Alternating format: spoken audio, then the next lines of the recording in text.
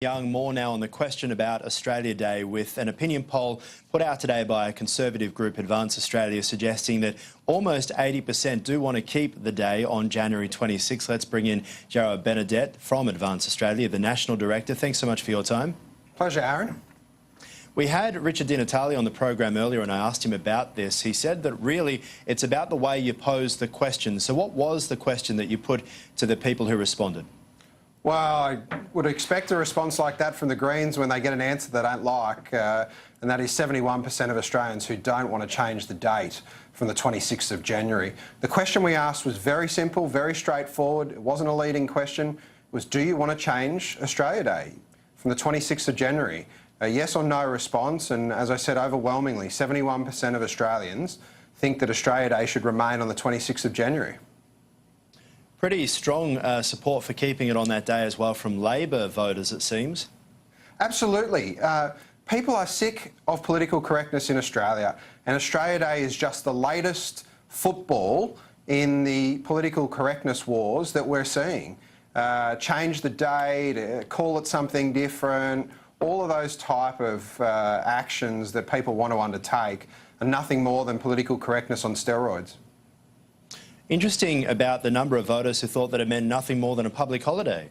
Well, there was a few, which is part of our task at Advance Australia to make sure that people understand our history. I think that's probably more of an indictment of our education system than anything else. But there was an overwhelming 66% who turned around and said that they understood that Australia Day was about the coming together of a nation, about all of us together and celebrating what it is that we treasure in Australia, and that's our way of life. And about 3%, it says, actually think that it's a day of protest. Absolutely, and that shows that the Greens, Labor MPs who still want to change the date despite their leaders say so, are well and truly in the minority. It's a day for celebration, it's a day to come together as Australians, and we should respect the 26th of January and leave it as it is. It's a pretty tricky one when it comes to Indigenous communities. I'm sure you would agree. Obviously, when we talk about 3% saying it's a day of protest, do you think that there can be a change? What do you think we should be saying and doing and bringing Indigenous communities along on a day which they clearly see as Invasion Day? Well, I would say to people who have that view that it's a day to unite. It's not a day to divide. Indigenous celebrations through NAIDOC Week are a great thing, and they're a week-long celebration instead of a day. Australia Day is for all of us. We should embrace it, we should celebrate it, and there are different things that those Indigenous people who want to protest actually treasure about Australia. Whether it's their ability to go back to country, their culture, those things should be celebrated on our National Day. And we believe that's the 26th of January. You say it's a day for all of us, but even with those statistics, even though it's an overwhelming support, there's still roughly a third of Australians who don't agree.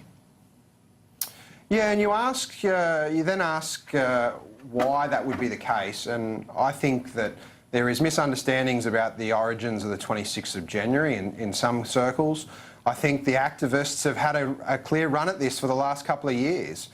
We're a new organisation. You can go to advanceaustralia.org.au and find out more about us. We've got a petition on our page to save Australia Day. We believe the activists, like the Greens, are not going away. They want to continue to play this game of political correctness and fight to change the date. We don't think that's the right thing to do. Let's talk about some other issues. As you mentioned, Advance Australia, a new group. Essentially, it's been pitted out as standing up against Get Up on the left-hand side. How are you guys going, of course, in the lead up to the election, and do you think you've had many wins so far? Look, I think the PM's move to make sure councils celebrate Australia Day on Australia Day was a small win for us. Our membership is growing. We're over 20,000 in just under 2.5 months, which is a great achievement. Mainstream Australians are hungry for their values and traditions to be advanced, protected and defended. And that's where we sit.